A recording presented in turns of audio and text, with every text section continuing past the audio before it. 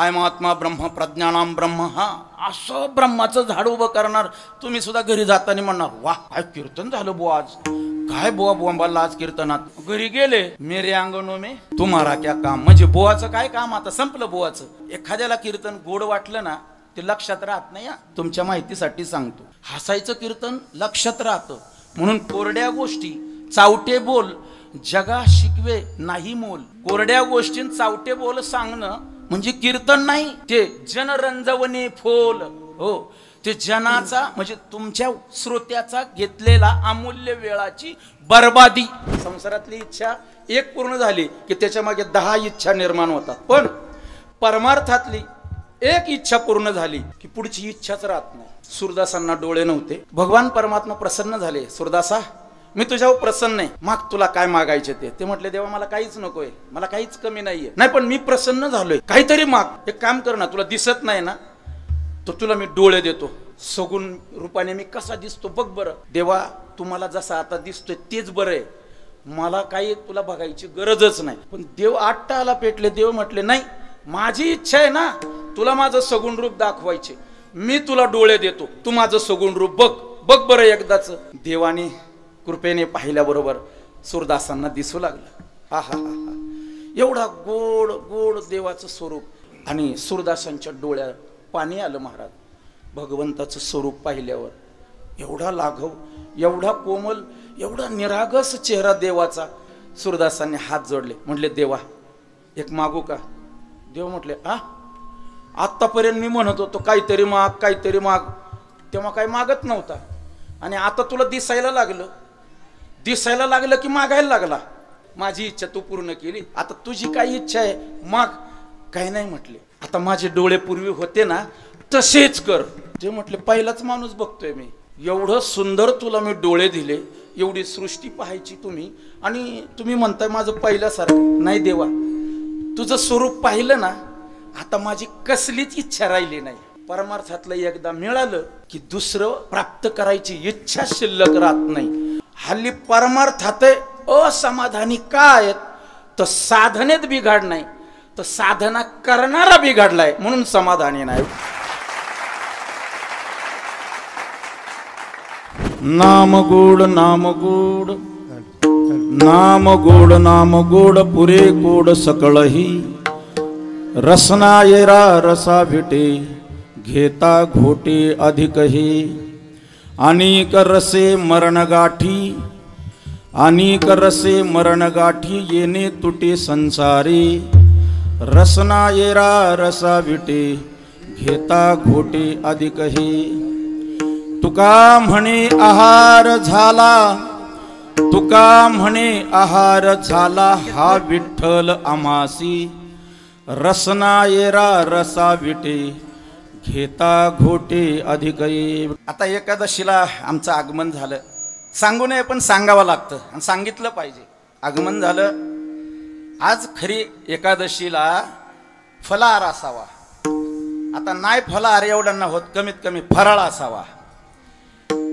आज फराळ सोडून इतर कोणतंही अन्न भक्षण करायचं नाही. मला बऱ्याच ठिकाणी विचारतात महाराज का हो तांदूळ का खाऊ नये. वैज्ञानिक कारण सांगतो आणि आध्यात्मिक कारणही सांगतो. नामाचं आपण नंतर चिंतन करून, कारण ह्या गोष्टी छोट्या छोट्या असतात, फार महत्त्वाच्या असतात आणि महाराज लोकही सांगतात पण आपल्या कानातून जातं. आज मात्र बंद करून ठेवा. वैज्ञानिक कारण सांगतो. एकादशीला तांदूळ का खाऊ नये. बघा तांदळामध्ये असतं पाणी. तांदळामध्ये काय असतं पाणी. मग पाण्याची देवता आहे, म्हणजे पाण्याची देवता चंद्रमा आहे. काय आहे चंद्रमा. हो, मग तुम्ही जर ते तांदूळ म्हणजे चावल म्हणू, आता चावल नाही आपण तांदूळच म्हणू, मराठी माणसं आहे. तांदूळ तुम्ही जर खाल्लं तर चंद्रमा ही मनाची देवता आहे. काय कुणाची देवता आहे. मनाची देवता आहे. आणि एवढा मोठा अट्टहास कशासाठी आहे. मन एका जाग्यावर राहण्यासाठी. एवढा मोठा अट्टहास मन एका जाग्यावर राहावं म्हणून एवढा प्रयत्न आहे. आणि त्याच्यात जर तुम्ही तांदूळ खाल्ला तर त्या चंद्रमा देवताला राहवल का. अरे आज एकादशी आणि तो खुशाल तो तांदूळ खातोय तर तुमचं मन विचलित होणार. तुमचं मन भजनाला लागणार नाही. काही जण म्हणतील बुवा नाही लागलं तरी चालेल, पण भात आम्हाला पाहिजे. आता हे झालं वैज्ञानिक कारण. आता आध्यात्मिक कारण सांगतो. ज्या वेळेस पापाने देवाकडे तक्रार केली, देवा माझी निर्मिती तुझ्यापासूनच आहे. सुखाची जशी निर्मिती देवापासून, तशी पापाची निर्मिती देवापासून. पण मला सगळेच बाजूला सारतात, मी राहायचं कुठं? पापाने प्रश्न केला. मग देवाने सांगितलं, तुला मी राहण्याची जागा देतो. म्हटले कुठं? जो एकादशीला अन्नप्राशन करील त्याच्या ठिकाणी तू राहा. त्याच्या ठिकाणी तू राहा. तू राहा म्हणजे कोण राहा? बापाला सांगितलं तू त्याच्या ठिकाणी राहायचं. जो एकादशीला अन्न भक्षण करील तो त्याच्या ठिकाणी. पाप राहणार म्हणजे राहणार, हे माझ्या पदरचं नाहीये. हे पुराण वाचलं की कळतं. मग नाही पुराण वाचता आलं तर बुवानी सांगितलं तरी तेवढं तरी समजून घ्यावं. पापाची आजची राहण्याची जागा म्हणजे जो एकादशीचा फलाहार सोडून इतर अन्न ग्रहण करील त्याच्या माथ्यावर तो पाप दिवसभर राहतो. मग आपल्या हातून पुण्य अजिबात होणार नाही. मला लोक विचारतात की महाराज हनुमंतरायाचं मंदिर प्रत्येक गावामध्ये का असतं? त्याचं कारण सांगतो. भगवंताच्या 6 गुणापैकी एक अख्खा गुण भगवंताने हनुमंतरायांना दिलेला आहे. यश थोरविला मारुती, विभीषण केला लंकापती. यश हा गुण हनुमंताला दिलेला आहे. मग हनुमंतरायांना तो गुण दिलाय. हनुमंतराय तो आपल्याकडे ठेवत नाही. जो हनुमान चालीसा म्हणतो त्याला तो गुण हनुमंतराय वाटायला तयार आहेत. पण ती हनुमान चालीसा तुमच्या मुखामध्ये भिजली पाहिजे, अंतःकरणात भिजली पाहिजे. हो, वारकऱ्याला काही नाही आलं तरी चालेल, पण हरिपाठ आणि हनुमान चालीसा ही आलीच पाहिजे. म्हणून हनुमंतरायांचं आगमन या ठिकाणी होणार. आणि त्या आगमनासाठी हा भव्य दिव्य सोहळा आहे. सुंदर असे टाळकरी आहेत, इंद्रासारखे मृदंगाचार्य आहेत. महाराजांचं नाव मला परिचित नाही, पण त्यांच्या हातातून एवढा मोठा परिचय येतोय. माझे 300-400 बोल झालेत म्हणून मला वाटतं गोड. आणि मी म्हटलं मुलाला बाबा तिथं असतात नसतात वाजवायला, बरोबर चल म्हणून त्यालाही बरोबर घेऊन आलो. मुलगा बरोबर असावा बरं का, वारकऱ्याचा तरी. आणि तो त्याच्यात असावा बरं. निसत त्याच्यातच नाही, त्याला मी एरोनॉटिकल इंजिनियर बनवलेला आहे. त्याच्यात तो मृदंगाचार्य विशारद आहे. म्हणजे माझी संपत्ती ही ती बाहेर किती कमावली त्याला काय अर्थ नाही. म्हणजे याच्यात मी कमी असं समजू नका. भगवंतानी मलाही भरभरून दिले. तुकोबारायांचा गोड अनुभव आहे. नाम गोड पुरे गोड सकळही गोड आहे. तुकोबारायांचा हा अनुभव आहे. पण शास्त्र सांगतं अनुभव आहे, पण अनुभव सांगता येत नाही. अनुभव सांगता येत नाही. बर, अनुभव सांगता येत नाही मग काय सांगायचा नाही का? अनुभवाची निर्मिती कशी असते?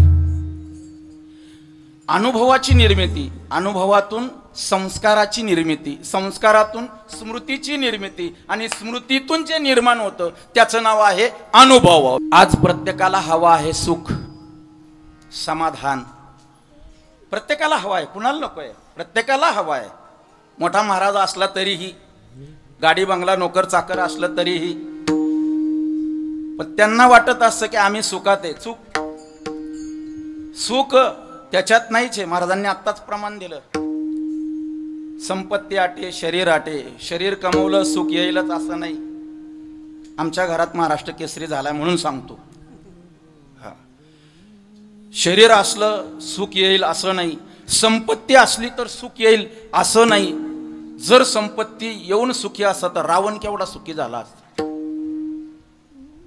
रावणाच्या किती चौकड्या होत्या माहिती आहे का? रावणाच्या एका चौकटीचं वजन 2 क्विंटल 78 किलो 44 तोळे एका चौकटीचं वजन होतं. सोन्याची चौकट एका चौकटीचं सांगतोय. 269 किलोमीटर लांबीची भिंत होती, सोन्याची होती, सोन्याची, विटाची नाही सांगत. 269, 11 फूट उंच होत. मनाने नाही सांगत आम्ही, मनाने सांगत नाही, पहावे पुराणी. हा, पुराणातलं सांगतोय. एवढा मोठा रावण, किती श्रीमंत. बरं, त्याचा पोरगा त्याच्याशी जो लढेल त्याच्या अर्ध शक्ती समोरच्याची कमी होणार. बरं, त्यांनी कुणाकुणाला पराजित केलं होतं. असा तो इंद्रजित. अहो, ते शेष माग लागला. नवे नवे ते शेषाची पोरगी तो घेऊन आला. इंद्रजिताची पत्नी ही शेषाची पोरगी. शेष म्हटला, मला तुला पोरगीच द्यायची नाही, मी तुला मारणार. ते म्हटले, मी असा मरत नसतो, माझ्यासाठी 14 वर्ष झोपावं लागत नाही. ते म्हटले, मी झोपणार नाही. शेषाने पण पणच खाल्ला, मी झोपणार नाही. ते म्हटले, झोपून नाही, उपाशी पण राहावं लागल. उपाशी राहील पण तुला मी सोडणार. माझी पोरगी पळून नेली. बघा, बाप असावा तर असा, नाही तर गप आपलं समाधानी राहावं. चांगला जावाय मिळालाय, हा, युद्धनीतीत निपुण आहे, गप बसावं. आणि जर वैरत्व घ्यायचं ना तर शेषासारखं घ्यायचं. 14 वर्ष उपवासी, 14 वर्ष उपवासी. हो, 14 वर्ष झोपायचं नाही, नाही झोपायचं, पण तुला मी मारणार. मारला ना शेवटी. एवढा मोठा रावण सांगतोय मी. सांगाती कवडी गेली नाही, तुका म्हणे ज्याची संपदा एवढी. एवढी संपदा, काहीच गेलं नाही ना. मग आपलं कुठं 1.5-2 किलोभर सोनं असेल, कुठं नाचवायचं ते. म्हणून तुम्हा ग्रामस्थांना मी पहिलंच म्हटलं, मी भाग्यवान की तुमचं दर्शन झालं आणि एवढा मोठा सोहळा तुम्ही आयोजित केला. कारण हे पुण्य कमवण्याचं साधन आहे. मग सोहळ्याला सर्वांनी यावं. आज जर कोणी आलं नसेल तर उद्या त्यांना सांगा, बाबांनो सुंदर सोहळा आहे, हरी नामस्मरण होतंय, नामस्मरण करण्यासाठी या. कमीत कमी 7 दिवसात जर सवय लागली तर पुढचे 70 वर्ष सुधारतील. आता माझ्या समोर कोण तरुण पोरच नाही, जर आमचे विद्यार्थी सोडले तर कोणच नाही ना. कारण सगळे आता ते MIDCत कामाला गेले असतील असं आपण गृहीत धरू. ते कुठं असतील हा भाग सोडा, आपण गृहीत धरू कामाला गेले असतील.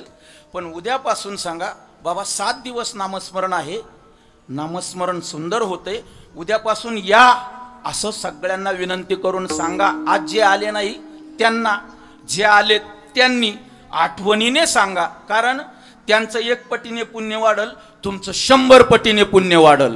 म्हणून अवश्य सांगा. आज आपल्याला पात्र वाढायचे, पात्र वाढायचे. आणि म्हणजे त्याला काय म्हणतात, पेरणी करायची. पेरणी आज, पण पेरणी कुठं केली जाते का? कुठेही होत नाही ना. ज्ञानोबा सांगतात, कुठेही पेरणी होत नाही. हो, मुळाहुनी बीज काढिले, मग ते निर्वाळिले या भूमी पेरिले. सांडी विखुरी गेले म्हणिपे काही. जे हरिनामाचं बीज आहे जे चांगल्या ठिकाणी पेरायचं. तसं हे वातावरण आता गोड आहे आणि ते हरिनामाचं बीज आता या ठिकाणी आपण पेरायचं आहे. भाग्यवान आहोत. पण जर इथं येऊनही जर आपल्या मुखाला नामस्मरण येत नसेल तर मग माऊली म्हणतात, करंटे कपाळ त्याचे नाम नये वाचे. तो करंट्या कपाळाचा म्हणावा लागेल. म्हणून नामस्मरणाला चुकू नका. हाताने टाळी, मुखाने नामस्मरण. प्रत्येकाला सुख समाधान हवं आहे, पण आपल्या पदरात दुःखच पडतं. का हो? आपली वाट चुकलेली आहे. आपल्याला साधू संतांनी गोड वाट दाखवलेली आहे. त्या वाटेने तुम्ही गेलात तर तुम्हाला काही कमी पडणार नाही. तेनेची पण ते चालू जातात. वाट चुकलेली आहेत. बरं, काही काही वाटात चुकतात. ते म्हणतात, आमच्या गळ्यात माळ आहे, आम्ही सुद्धा सगळं विधी करतो, हो, आम्ही सुद्धा वारीला येतो, हे करतो. सगळे करतात ते, पण ते अट्टहासाने थोड्या वाकड्या वाटेला जातात. म्हणजे कशा वाटेला? मग ते योग करायचा म्हणून योगाला बसतात, योगाची साधना करायला बसतात, जपतपाची साधना करायला बसतात, काही यज्ञ करत बसतात. योग काही सोपा नाही, फार अवघड आहे. अहो, ते उच्चारण करणं सुद्धा अवघड आहे. बरोबर म्हणतायत, नागिनी उत्साहे नवही द्वार निरोधून, नाडी त्रया माझी सुषुप्ना संचरण, न साधे हा मार्ग आईसे बोलती चहा पिणारे जन. चुकलं वाटतं. न साधे ऐसे बोलती मुनिजन. मुनिजन हा नरहरी चिंतने अहर्निशी मुक्तिस्थान ओम नमो भगवते वासुदेवाया. हा नागिनी उत्साही म्हटले. आता ती कवा नागिन जागी व्हायची यांची. आता कलियुगामध्ये नागिनीची ती योगाची साधना फलद्रूप होत नाही. मग साधना करणाऱ्यांनी साधन सांगितले. कलियुगामध्ये एकच साधन आहे, एकच साधन कलियुगामध्ये. कलियुगा माझी करावे कीर्तन देणे नारायण देईल भेटी देणे नारायण देईल भेटी. कलियुगा माझी करावे कीर्तन देणे नारायण देईल भेटी देणे नारायण.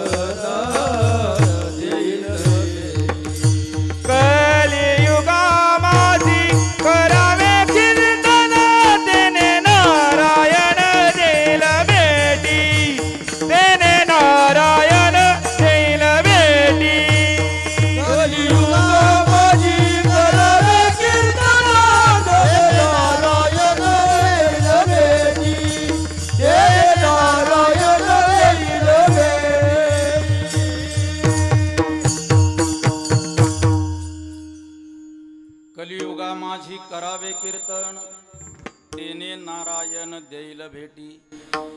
म्हणून कीर्तन हे साधन आज कलियुगामध्ये सगळ्यात उत्तम साधन आहे. कारण देवाला हे साधन आवडतं. देवाला आवडतं साधन. हो प्रेमे घाली उडी नामासाठी प्रेमे घाली उडी नामासाठी प्रेमे घाली उडी नामासाठी प्रेमे घाली उडी नामासाठी. तुका म्हणे यासी कीर्तनाची गोडी प्रेमे घाली उडी नामासाठी प्रेमे घाली उडी नामासाठी.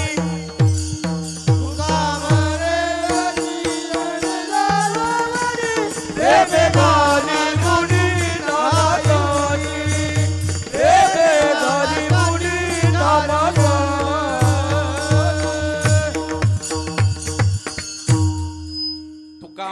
यासी कीर्तनाची गोडी. देवाला कीर्तन आवडतं म्हणून प्रेमे घाली उडी नामासाठी. हा संतांचा अनुभव आहे.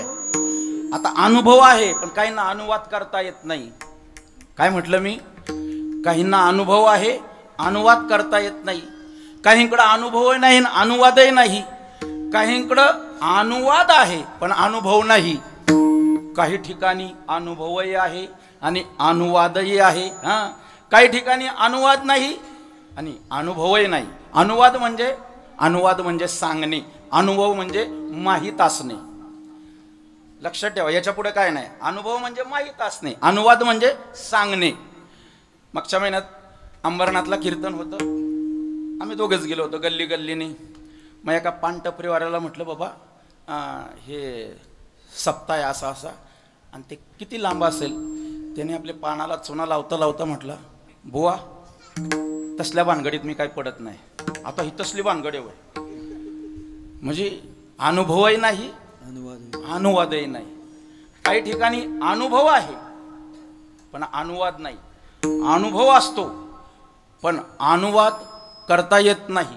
हो आता याच्यात दोन उदाहरणं मी देऊ शकतो. संसारातलंही देतो, परमार्थातलंही देतो.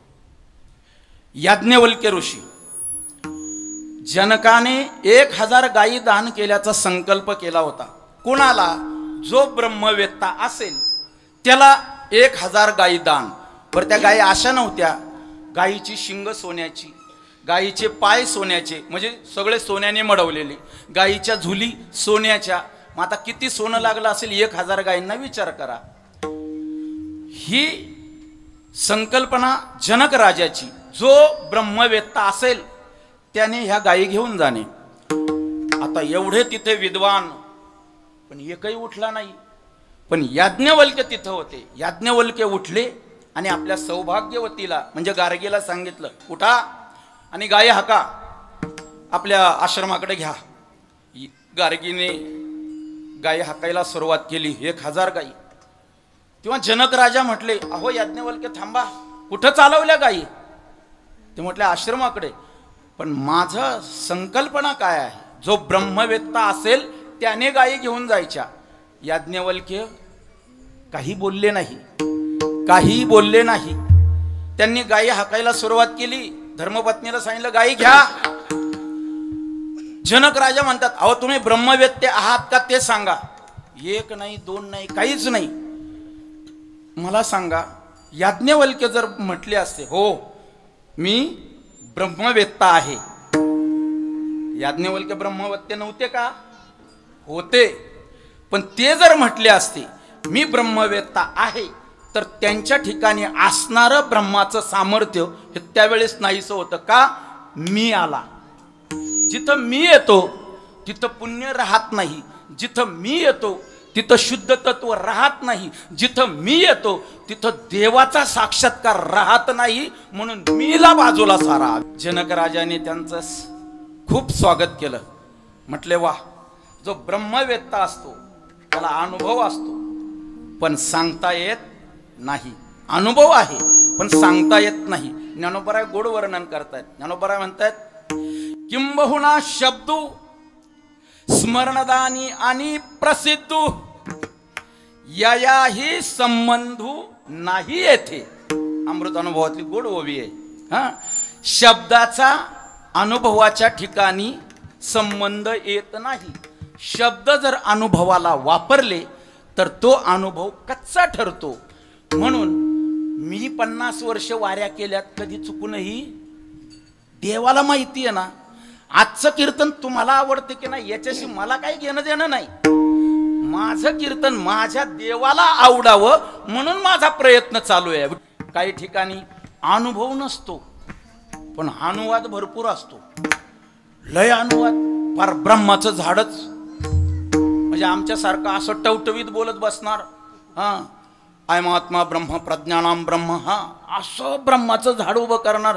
तुम्ही सुद्धा घरी जाताना म्हणणार वा काय कीर्तन झालं बुवा आज, काय बुवा बोंबाला आज कीर्तनात.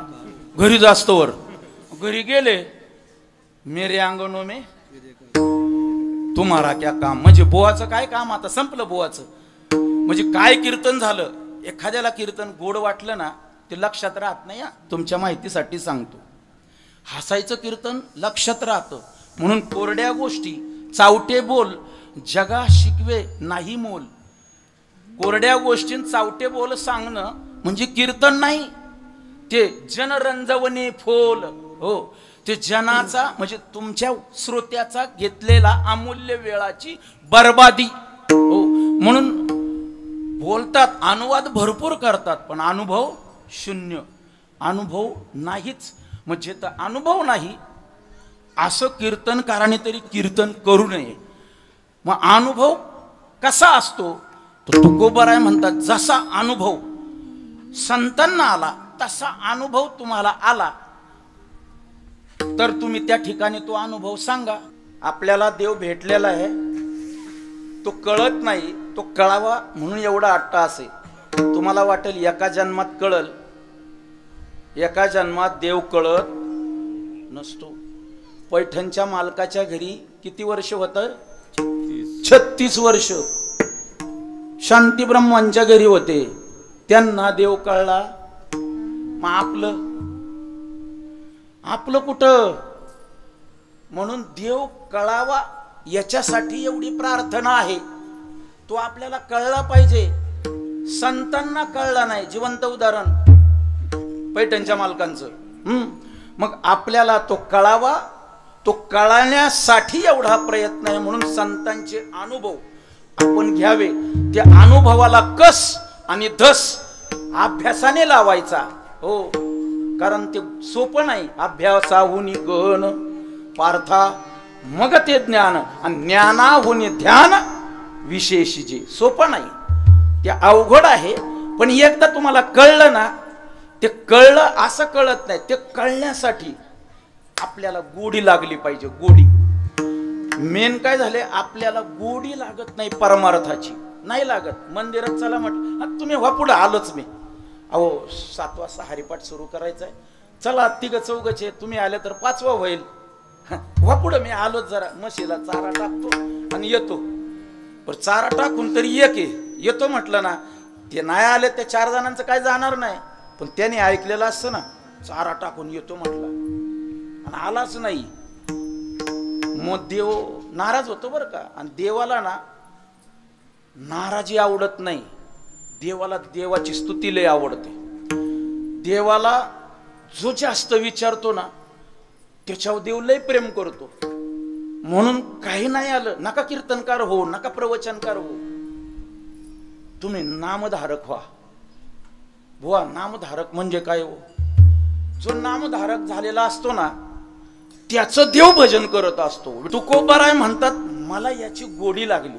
हो, आणि तुकोबारायांना गोडी लागली ना, त्यांचं दिवस न कळे रात्र न कळे अंगी खेळे दैवत हे. कधी गोरुड्या, कधी भामचंद्र, कधी भंडारा, ते कायमच घरी असो कुठेही असो त्यांनी फक्त आणि फक्त नामस्मरण ही साधना एवढी संपादन केली की त्या साधनेत तुकोबारायांना गोडी वाटायला लागली. बरं, एवढी गोडी वाटली. एक प्रबंध लिहिणारा होता, त्याला PhD करायची होती. किंवा जपा तपाने, यज्ञाने, अनेक साधनाने देव जवळ होत नाही. मग कोणत्या साधनाने देव जवळ होतो असा तो विचार करत होता. म्हणून वारकऱ्याला त्यांनी विचारलं, अरे तुम्ही वारकरी आहात, देव जवळ करण्याचं साधन कोणतं? ते म्हटले मला कशाला विचारतायत, गावात तुकोबाराय आहेत ना, तुकाराम बुवा, त्यांना जाऊन विचारा की. ते म्हटले असं आहे का? मग ते तुकाराम महाराजांकडे आले. घरी आल्या आवाज दिला, अहो बुवा आहेत का? आईसाहेबांनी आवाज दिला, बुवा नाही, बुवा गेले भामचंद्रावर. मग म्हटलं आता कधी येतील? माहित नाही. ते कधी येतील हे घरी माहित नसतं. आणि आपण जर ऑफिसवरून लेट आलो तर 10 प्रश्न तर असेच उभे राहतात. अनुभवाचे बोले म्हणून सांगतो. घरी जर उशीर आपल्याला झाला तर घरी 10 प्रश्न असतात. असं तुकोबारायांच्या घरी काहीच नव्हतं. तुकोबारायांनी घरावर तुळशी पत्रच ठेवलं होतं. हो, तुळशी पत्र. आता ते काय चरित्र सांगत नाही. चरित्र ऐकायचं असेल तर आता ओतूरला कार्यक्रम सुरू होतोय आमच्या छोट्या माऊलींचा. काल झाला काला अक्कोळनेरचा, आता ओतूरला सुरू होतंय. तिथेही चरित्रच आहे. देहूला चरित्र होतं, तुम्ही आले नाही. अक्कोळनेरला होतं, आता तिथं लांब पडते म्हणून आता जवळ ओतूरला आहे. 8 दिवस गोड चरित्र सांगतात छोटे माऊली. गोड चरित्र, फार गोड. ऐकायचं असेल 1 दिवस तरी जावा, ऐका. आणि माहीत नसेल तर सगळ्या लिंक मला येतात, मी तुम्हाला लिंक पाठवत जाईल. रोज गोड चरित्र ऐका, गोड चरित्र सांगतात. हा, तुकोबारायांकडे तो PhD करणारा विद्यार्थी गेला. महाराजांना दंडवत घातलं. म्हटले महाराज, तुमच्याकडे पाहिलं की असं वाटतं की एवढा गोड तुमचा एवढा गोड चेहरा आहे, एवढा गोड चेहरा आहे की तुमच्या चेहऱ्याकडे पाहत राहावं. आणि काय हो, तुम्ही एवढी कुठली साधना करता? मी जपाच्या साधनेचं अनुबंध लिहिलाय, तपाचा लिहिलाय, योगाचा लिहिलाय, यज्ञाचा लिहिलाय. ह्या साधनामध्ये एकविधता नाहीये. मग तुम्ही अशी कोणती साधना करता की त्या साधनेवर तुम्ही अहोरात्र या ठिकाणी बसलेले असता? ते म्हटले मी काही करत नाही, फक्त माझ्या परमात्म्याचं मी नामस्मरण घेतो. मग तो विद्यार्थी विचारू लागला, महाराज एवढं नामस्मरण तुम्हाला आवडतं? म्हटलं हो, मला याच्यापेक्षा काही आवडत नाही, काही आवडत नाही. मग नामस्मरण करण्यासाठी काही सोडावं लागत नाही. न लगे संडावा आश्रम, घरदार काही सोडावं लागत नाही. उपजले कुळीचे धर्म, अनेक नकळे वर्म, एक पुरे नाम विठोबाचे. तुकोबाराय म्हणतात याच्यासाठी काही त्यागायची गरज नाही, नामस्मरण मला आवडतं. मग तो विद्यार्थी म्हणतो, एवढं नामस्मरण तुम्हाला आवडतं? ते नामस्मरण आंबट हे, तिखट हे, खारट हे का गोड आहे? तुकोबाराय म्हटले नाही, भगवंताचं नाम हे गोड आहे, खूप गोड आहे. इतकं गोड आहे की त्याची गोडीची चव सांगू शकत नाही, एवढं गोड आहे. नाम गोड, नाम गोड.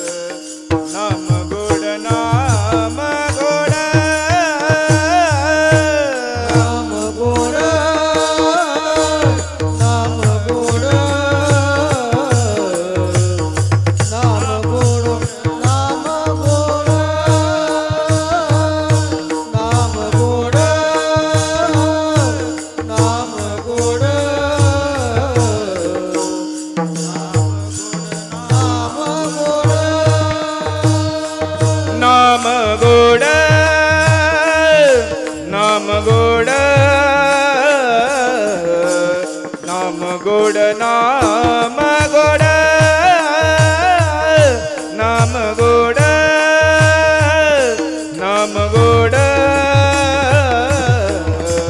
नाम गोड नाम गोड नाम गोड नाम गोड नाम गोड नाम गोड नाम गोड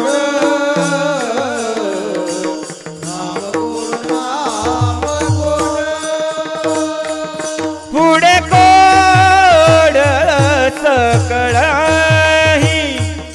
पुढे कोड सकळही पुढे कोड सकळही पुढे कोड सकळही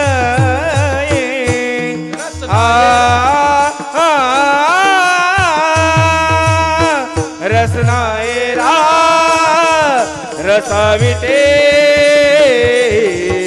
रसनायरा रसाविटे रसनायरा रसाविटे रसनायरा रसाविटे पुढे कोड सकळाई पुढे कोड सकळाई पुढे कोड सकळाई पुढे कोड सकळाई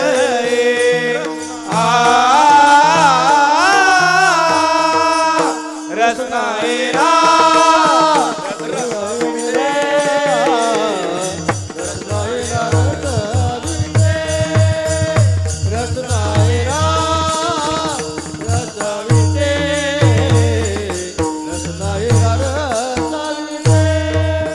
हे नाम गोड पुढे कोड सकळ हे पुढे कोड सकळ हे पुढे कोड सकळ ही नाम गोड पुरे कोड सकळही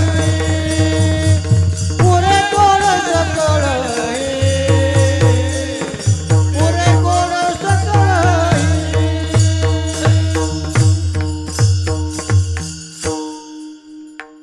नाम गोड पुरे कोड सकळ ही तुकोबाराय म्हणतात बाबा नाम गोड आहे नाम गोड आहे.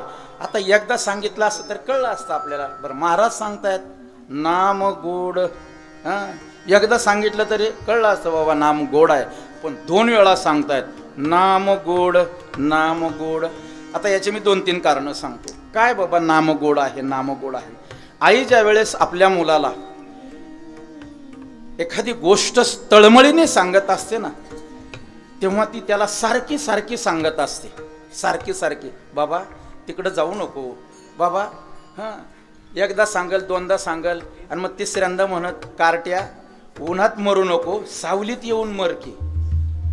सावलीत येऊन मर म्हणजे मरावा ही तिची इच्छा नसते पण ती एक प्रेमाची भाषा असते.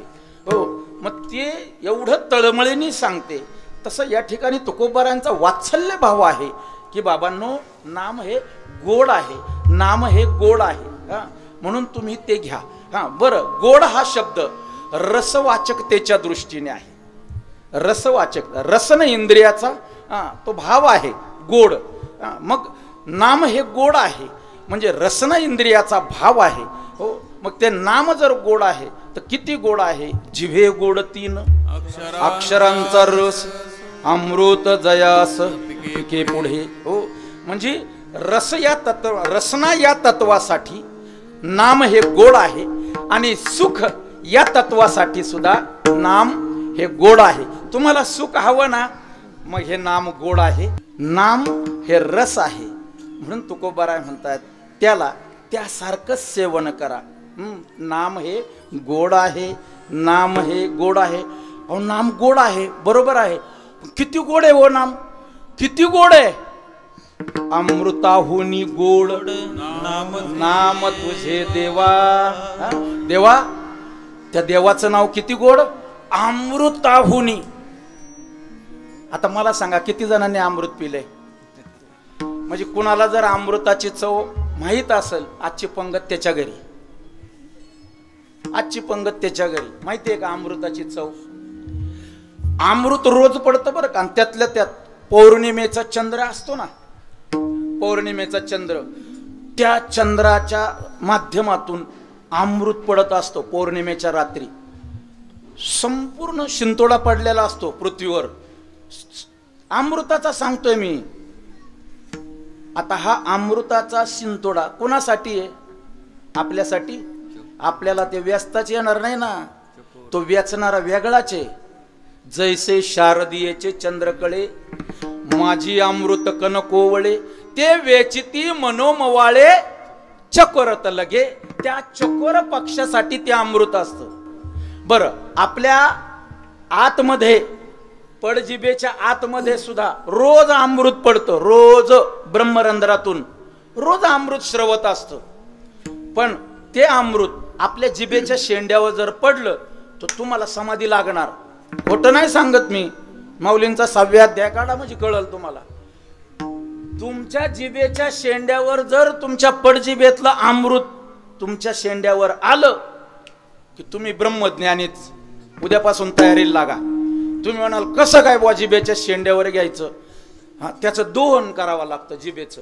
रोज तिला वडीत जा, आणि वडली की अशी उलटी फिरवा तिला. जाती का नाही, जाती का नाही, पडजिभेपर्यंत न्या. ठसका लागला तरी चालल, पण प्रयत्न तसं काय करू नका. नामस्मरण करा, नामस्मरण करा. ते अमृत आहे. अमृताहुनी गोड म्हटलेलं आहे. हो, एकदा स्वर्गाचा राजा इंद्र, देवांचा राजा इंद्र, त्याच्याकडं अमृत कलश असतो ना, ते झालं अशुद्ध. इटलं, ते इटलं अमृत. इटलं ना, इटलं माहिती आहे ना, आंबणे. हा, ते अमृत अशुद्ध झालं. आता हे अशुद्ध झालेलं अमृत देवांना पिण्याला एक नाही ना. आता इटलेला पदार्थ आपण खातो का? मग आता हे एवढं मोठा अमृताचा कलश, आता तो अशुद्ध झाला, करायचं काय? तो विचार करत असताना नारद महर्षींची स्वारी आली. म्हटले बरं झाले महाराज तुम्ही आले. हा अमृताचा कलश अहो अशुद्ध झालाय, आता हा शुद्ध करायचा कसा? तर नारद महर्षी संत होते. ते म्हटले एकच पर्याय, पृथ्वी तलावर जावं लागेल. म्हटले बरं, मग तिथं गेलं तर तिकडच शुद्ध होईल. पण म्हटलं कुठं जायचं पृथ्वीवर? काय नाही, पंढरपुरामध्ये जावं लागेल. बरं म्हटलं पंढरपुरात कुणाकडे जायचं? तिथं पांडुरंग परमात्मा आहे, त्यांच्याकडे जावा, तिथं अमृत शुद्ध होईल. म्हटले असं. त्या इंद्राने कलश उचलला, पंढरपूरला आले. आता मंदिरात देव नव्हता, देव चंद्रभागेला. मग हे चंद्रभागेला आले. आता तिथं हे वारकऱ्यांची गर्दी. मग तिथे एका वारकऱ्याला विचारलं, म्हटले बाबा इथं पांडुरंग परमात्मा म्हणतात, तो कुठे आहे? ते म्हटले त्या काय कीर्तन चालू आहे. कुणाचं कीर्तन होतं? नामदेवरायांचं कीर्तन चालू होतं. कीर्तन चालू आहे आणि त्या बघा तिथं ते नाचतात ना. अहो म्हटले तिथं सगळेच नाचतात, पण कोण ओळखायचा? सगळेच नाचतात तिथं. देव तो ओळखायचा कसा? पांडुरंग परमात्मा. अहो म्हटले बघा ना, तो जो नाचतोय ना, नाचता नाचता देवाचा गळाला पितांबर. अरे बाबा ते देवाचं धोतर फिटलंय ना, तो पांडुरंग. म्हटले तो पांडुरंग परमात्मा आहे. म्हटले हो, म्हणजे धोतर फिटेपर्यंत कीर्तनात नाचावा लागतं. इंद्रदेव गेले. देवा मी देवांचा राजा इंद्र आलोय, माझं जरा काम होतं, बोलायचं नाही. कीर्तन चालू आहे, नामदेव महाराजांचं कीर्तन चालू आहे. कीर्तनामध्ये विक्षेप करायचा असं तेव्हापासून देवाने सांगितले. कुणाला? इंद्राला, देवांच्या राजाला सांगितलं कीर्तनात विक्षेप करायचा नाही. किती मोठा राजकारणी असला तरी. काही लोक म्हणतात ते बसायला आम्ही कुठं खाली बसणार. अरे आमचं महाराष्ट्राचं दैवत छत्रपती शिवाजी महाराज खाली बसत होते कीर्तनाला, मग आपलं कुठं पाणी पाजताय? हे जरा लक्षात ठेवत जावा. त्यांना सांगा कोण असं जर बोललं तर, छत्रपती खाली बसत होते, तुकोबराय कीर्तन करत होते. मी मोठा आहे असं म्हणत नाही. मी इथून उतरलो की तुमच्यापेक्षा खालचा. आता मी ज्या गादीवर उभा आहे ती गादी माझ्या बापाची नाही, तर माझ्या संत परंपरेची आहे, माझ्या वारकरी संप्रदायाची वैभवाची गादी आहे. त्या गादीचा ही आज्ञा आहे.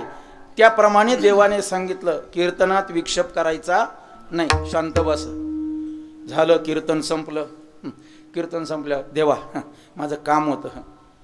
ते म्हटले बाबा आता जागर सुरू होईल आणि जागराच्या वेळेस मी कुठं जात नाही, तुझं काम नंतर बघू. ते म्हटले कधी संपणार जागर? आता नामदेवरायांचं कीर्तन ते 8ला सुरू झालं, 12ला संपलं. आपलं एवढं वेळ नाही चालणार, काळजी करू नका. हां, ते 8 ते 12 झालं. आता 12ला जागर सुरू झाला, पहाटे 4 वाजेपर्यंत. मग 4च्या नंतर जागर संपला. लगेच इंद्र आले. देवा माझं एवढं काम होतं. अरे बाबा आता माझा आवडीचा काकडा सुरू होईल. आता काकडा सुरू होईल, काकड्यामध्ये मला विक्षेप चालत नाही, बाजूला हो. इंद्र म्हटलं कमाले भाऊ आता करायचं काय मी? हो देवा माझं थोडंच बोललो ना, बाजूला हो. आता काकडा सुरू होईल. माझ्या वारकरी आता महिना वारकरी येते, महिना वारकऱ्यांचा काकडा आहे. बरं काकड्यात काय त्या बिड्या फुकतात काय तेव्हा? काकड्यामध्ये काय तंबाखू मारतात का? त्या वारकऱ्यांचं सांगतोय मी. तो काकडा शुद्ध वारकऱ्यांचा होता, ते वारकरी आहेत. देवाचा काकडा सुरू झाला. 6:30ला काकडा संपला. लगेच इंद्र आला. देवा काकडा संपला, माझा थोडा विचार करा. अरे बाबा आता अभिषेकाला सुरुवात होईल, लोकांची लाईन लागेल, गर्दी लागेल, माझं दर्शन. बाजूला हो, तू मध्ये येऊ नको. देवा मग माझं हे बघ तुला आता सांगतो, अभिषेक वगैरे झाला.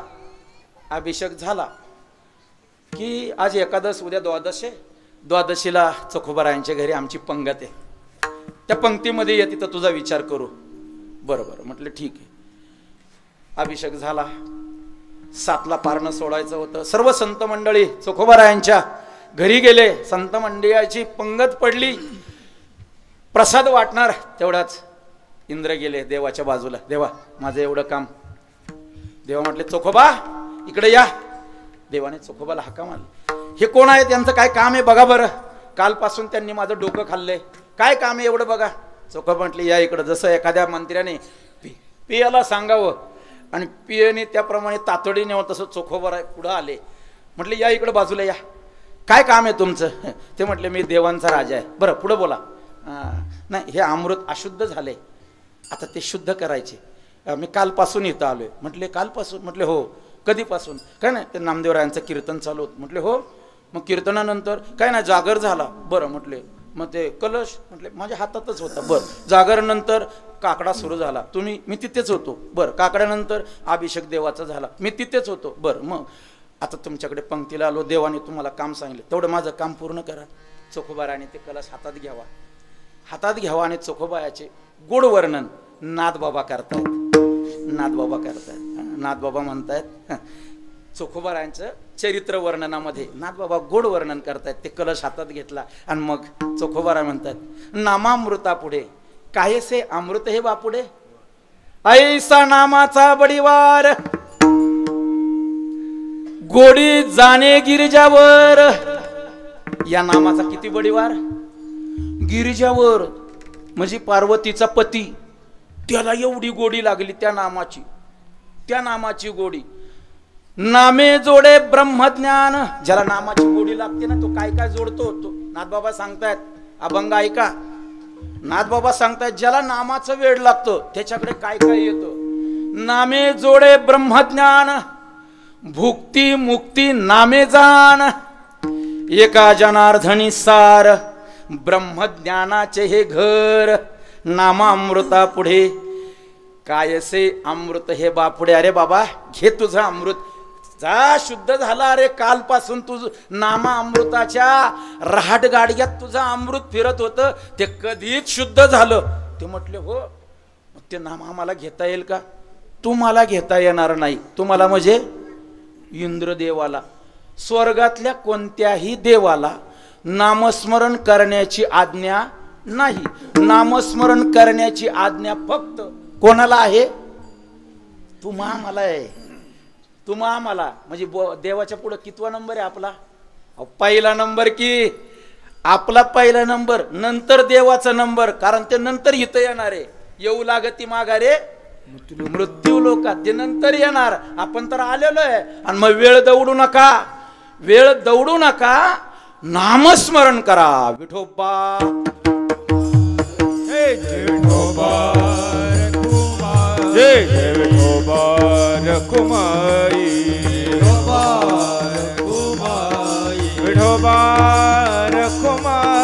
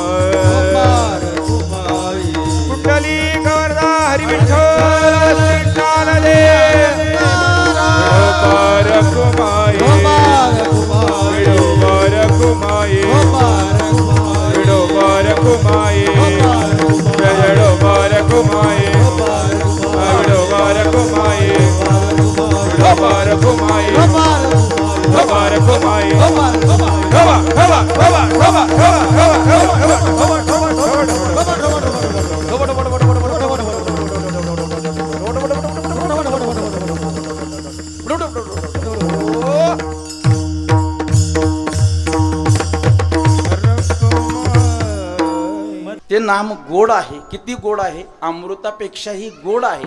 मग ते काय करतं? पुरे कोड सकळ ही. कोड म्हणजे इच्छा. तुमच्या ज्या इच्छा असतात ना, त्या इच्छा पूर्ण करण्याचं काम हे नामस्मरण करत असतं. आता इच्छा कशा आहेत? संसारातल्या इच्छा आणि परमार्थातल्या इच्छा. संसारातली इच्छा पूर्ण झाली की इच्छा वाढते बरं का. संसारात तुम्ही इच्छा केली, बुवा बंगला बांधलाय, आता 50 इंच डिजिटल टीव्ही आणू, मग ते आणलं म्हणणं की तो म्हणणार थिएटर आणा, ते होम थिएटर. हा, मग ते इच्छा अजून वाढतात. संसारातली इच्छा एक पूर्ण झाली की त्याच्या मागे 10 इच्छा निर्माण होतात. पण परमार्थातली एक इच्छा पूर्ण झाली, एक इच्छा, की पुढची इच्छाच राहत नाही. सूरदासांना डोळे नव्हते. भगवान परमात्मा प्रसन्न झाले. सूरदासा, मी तुझ्यावर प्रसन्न आहे, माग तुला काय मागायचे ते. ते म्हटले, देवा मला काहीच नकोय, मला काहीच कमी नाहीये. नाही पण मी प्रसन्न झालोय, काहीतरी माग, काहीतरी माग. ते म्हटले, देवा मला काहीच नकोय. नाही पण माझी इच्छा आहे ना, एक काम कर ना, तुला दिसत नाही ना, तो तुला मी डोळे देतो, सगुण रूपाने मी कसा दिसतो बघ बरं. देवा तुम्हाला जसा आता दिसतोय तेच बरं आहे, मला काही तुला बघायची गरजच नाही. पण देव आट्टाला पेटले. देव म्हटले, नाही माझी इच्छा आहे ना, तुला माझं सगुण रूप दाखवायचे, मी तुला डोळे देतो, तू माझं सगुण रूप बघ, बघ बरं एकदाच.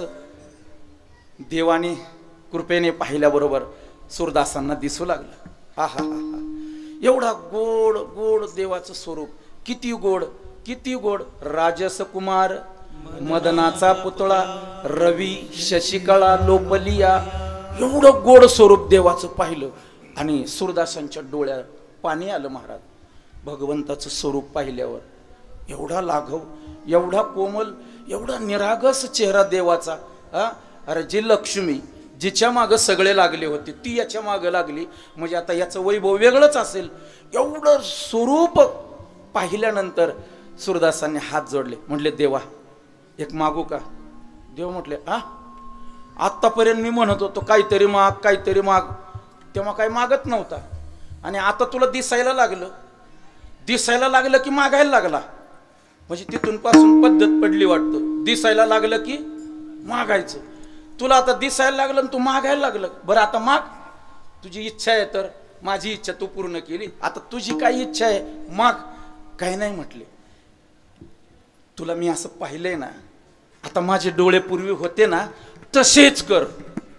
ते म्हटले, पहिलाच माणूस बघतोय मी, एवढं सुंदर तुला मी डोळे दिले, एवढी सृष्टी पाहायची तुम्ही, आणि तुम्ही म्हणताय माझं पहिल्यासारखं. नाही देवा, तुझं स्वरूप पाहिलं ना, आता माझी कसलीच इच्छा राहिली नाही, कसलीच नाही. तुला पाहिलं, आता माझं शेवटपर्यंत जास्तोपर्यंत मला काहीच पाहायची इच्छा नाही, म्हणून मी पहिला जसा होतो ना तसा करून ठेव. परमार्थातलं एकदा मिळालं की दुसरं प्राप्त करायची इच्छा शिल्लक राहत नाही. म्हणून परमार्थातलं मिळवा आणि त्याच्यात समाधानी माना. हल्ली परमार्थात असमाधानी का आहेत तर साधनेत बिघाड नाही तर साधना करणारा बिघडलाय म्हणून समाधानी नाही. आपल्या वारकरी संप्रदायाने जी जी साधना सांगितली ना ती साधना फलद्रूप आहे. ती साधना तुम्हाला फल देणारी आहे. पण ती साधना करत असताना तुम्ही शुद्ध राहा, दोषी राहू नका. आपण दोषी राहतो आणि अपेक्षा करतो. दोषी राहून संसारातलं मिळेल, परमार्थातलं मिळत नसतं. म्हणून आपल्या ठिकाणी दोष निर्माण होणार नाही याची काळजी घ्या. मग ते नेत्राचे असेल, ते बोलण्याचे असेल, वाणीचे असेल, हे दोष सांभाळले पाहिजे. परमार्थ आपला एवढा भारी आहे, वारकरी संप्रदायाचं बीज एवढं शुद्ध आहे महाराज. त्या साधनेला लगेच अंकुर फुटतो, लगेच बीज आणि फळ हरीचे नाम. हो, सकळ पुण्य सकळ धर्म सकळ कळांचे हे वर्म निवारी श्रम सकळही. एवढं बीज आपलं परिपक्व आहे. पण बीज धारण करणारा दोषी नसला पाहिजे. तो जर दोषी नसेल तर त्याने मनात केलेली इच्छा ही पूर्ण होते केवळ नामस्मरणाने. म्हणून तुकोबाराय म्हणतायत पुरे कोड सकळ ही. हो बर महाराज, इच्छा पूर्ण करणारं हे नाम आहे. तर आमच्या इच्छा पूर्ण कशा होतील, कशा होतील? आमच्या इच्छा पूर्ण होत नाही, काय करावं लागेल? दुसऱ्या चरणात सांगतात महाराज. रसना एरा रसाविते, रसना एरा रसाविते, रसना एरा रसाविते, रसना एरा रसाविते, रसना एरा रसाविते, रसना एरा रसाविते, रसना एरा रसाविते, रसना एरा रसाविते. रसना एरा रसाविते, गीता गोट अधिक हे. रसना एरा रसाविते, गीता गोट अधिक हे. रसना एरा रसाविते, रसना एरा रसाविते.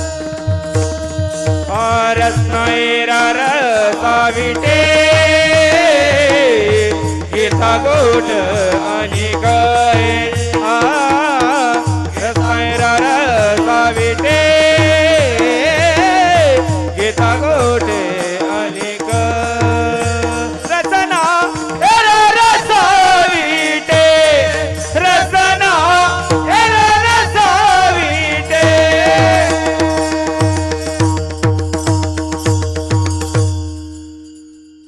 रसना येरा रसाविटे, घेता घोटे अधिक हे. तुम्हाला जर तेवढी गोडी, तुम्हाला जर वाटतं आमची इच्छा पूर्ण व्हावी तर ते एकच काय? रसना येरा रसाविटे. इतर रसांविषयी तुमचं मन त्या रसांविषयी उन्मन झालं पाहिजे. इतर रसांविषयी मन फिरलं पाहिजे. आपलं कसं संसारातल्या रसात आपलं मन रसलंय. हो, संसारातल्या रसामध्ये किती रस आहे. एका एका रसाचा एका एकाने प्राशन केलं तर त्याला मरण ना. शब्द, स्पर्श, रस, रूप, गंध, किती रस आहे. हो, अहो नवरस आहे. हा, एवढे रस, एवढ्या रसाचं सेवन केलं त्याच्याविषयी मन विटलं पाहिजे. विटे म्हणजे वैराग्य प्राप्त झालं पाहिजे. विटणे म्हणजे वैराग्य प्राप्त होणे. आणि वैराग्य असं प्राप्त होत नाही, त्यागाशिवाय वैराग्य मिळत नाही. आपल्याकडे काय त्याग आहे? आपण आपलं घरदार सोडले. तुकोबाराय म्हणताय तर न लगे संडावा संसार, न लगे संडावा आश्रम. ज्ञानोबाराय म्हणताय तर आसोनी संसारी. मग त्याग कशाचा करायचा?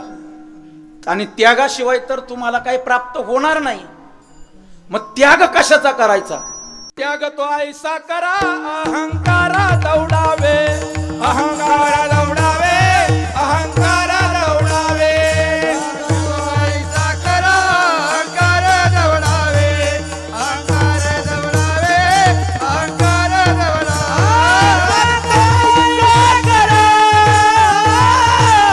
त्याग तो ऐसा करा अहंकार दौडावे, अहंकार दौडावे, अहंकार दौडावे,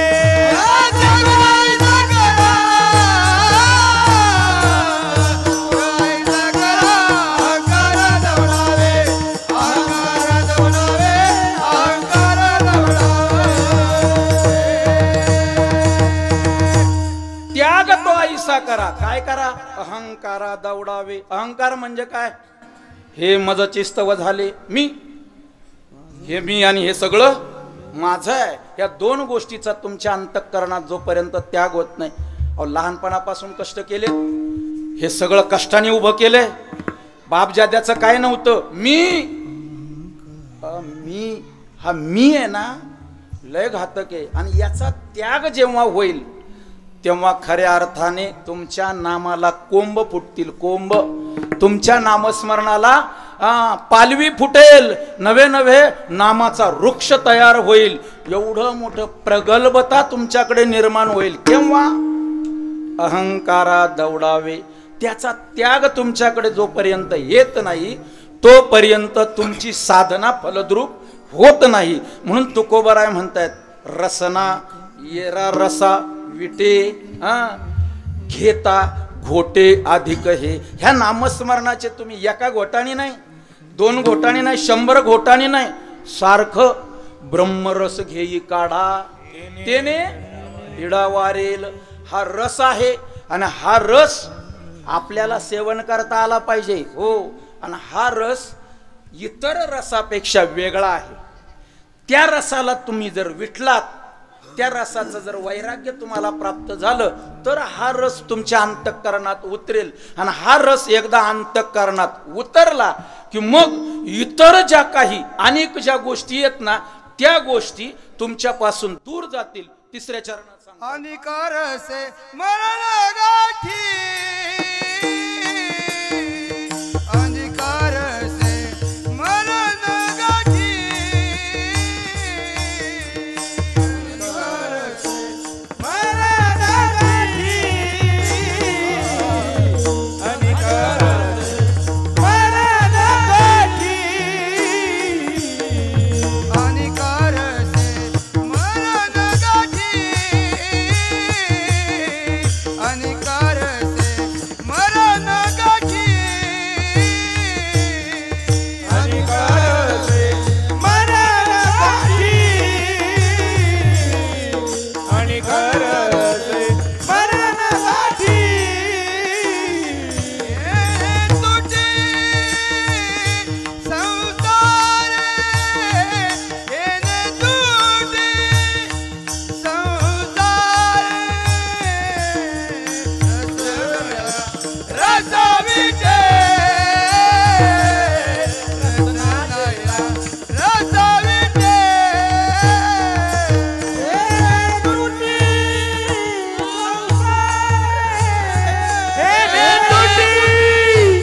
संसार, रसनाया, रसा विटे, रसनाया, रसा विटे.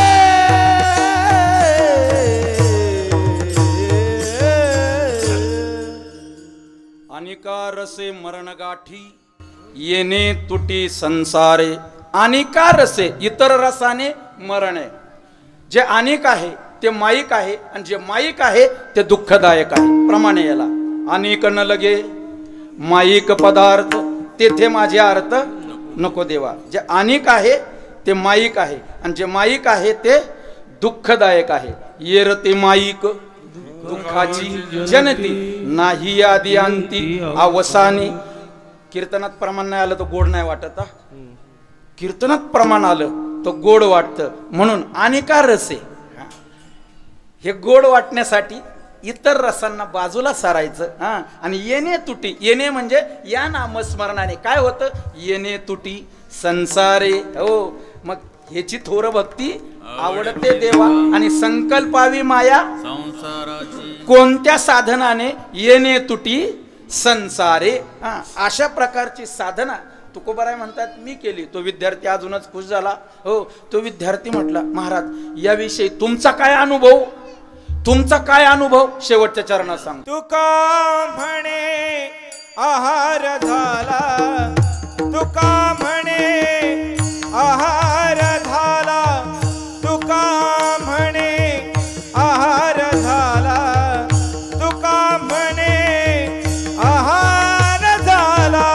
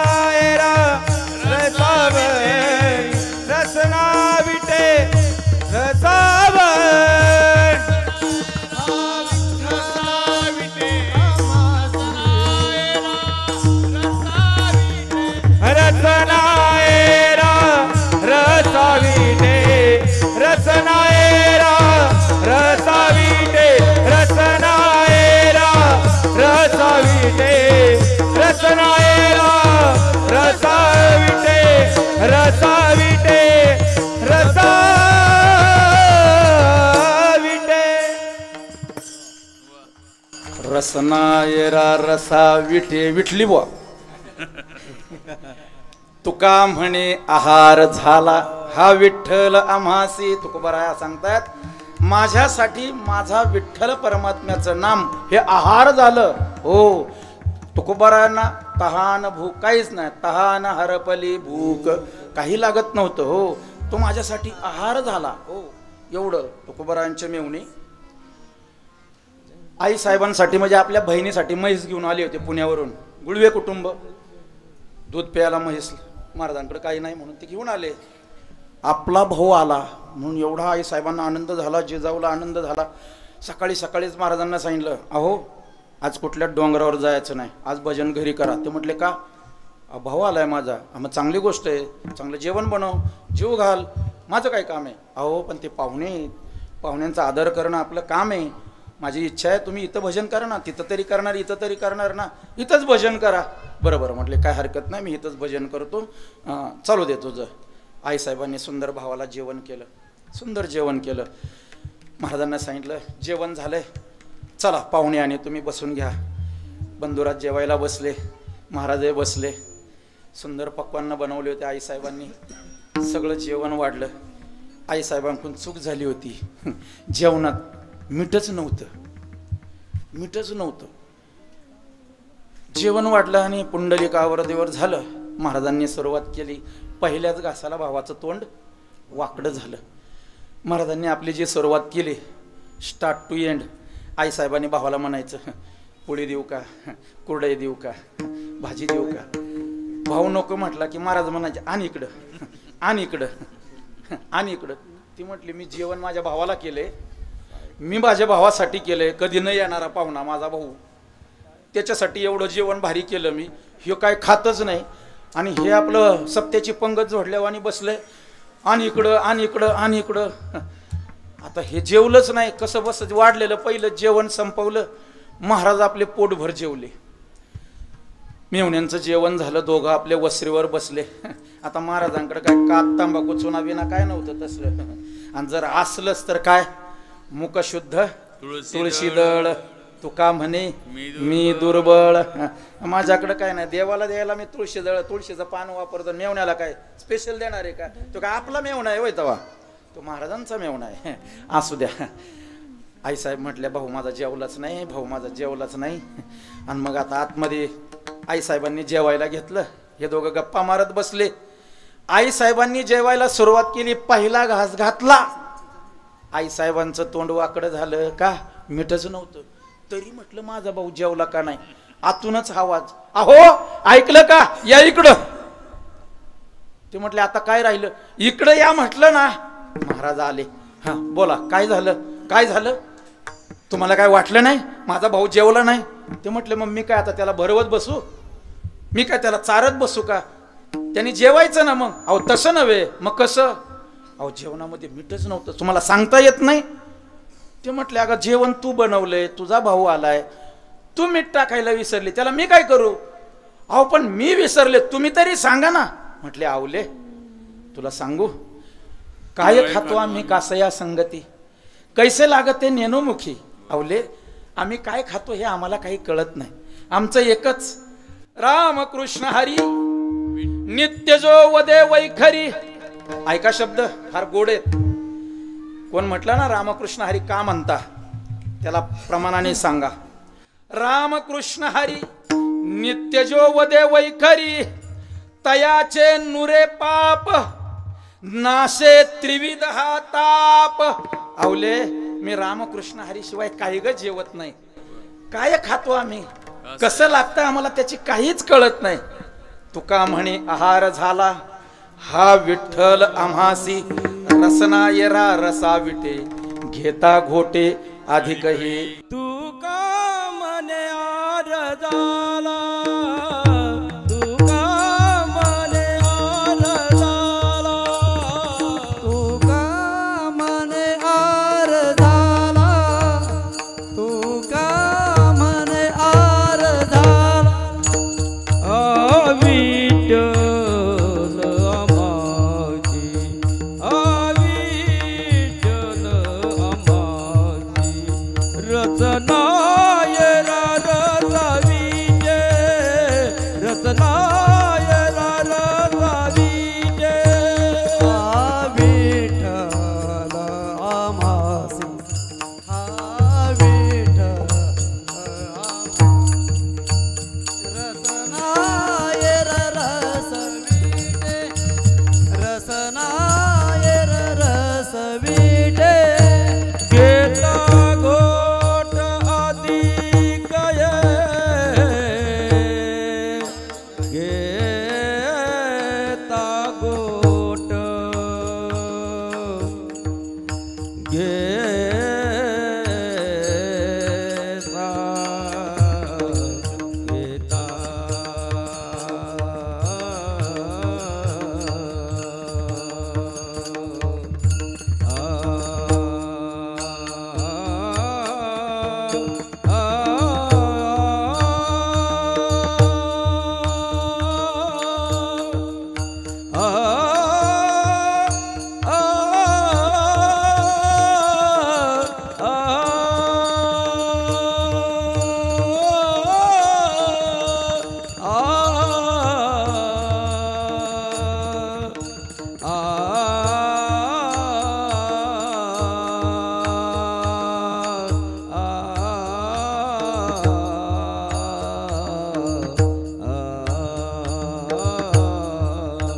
घेता रचना अधिक घेता कोट अधिक रसनायर रसा विटे. रसना रसा विटे विठ्ठल जय जय विठ्ठल जय विठ्ठल जय जय विठ्ठल जय विठ्ठल जय जय विठ्ठल जय विठ्ठल जय जय विठ्ठल ले गोरे वेडे वाकुडी उत्तरे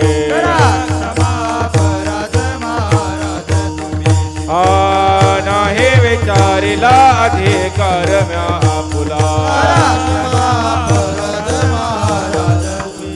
तुका म्हणे ज्ञानेश्वरा राखा पायापैकी करा ज्ञानदेव तुकाराम ज्ञानदेव तुकाराम ज्ञानदेव तुकाराम हा तुकाराम तुकाराम तुकाराम तुकाराम तुकाराम तुकाराम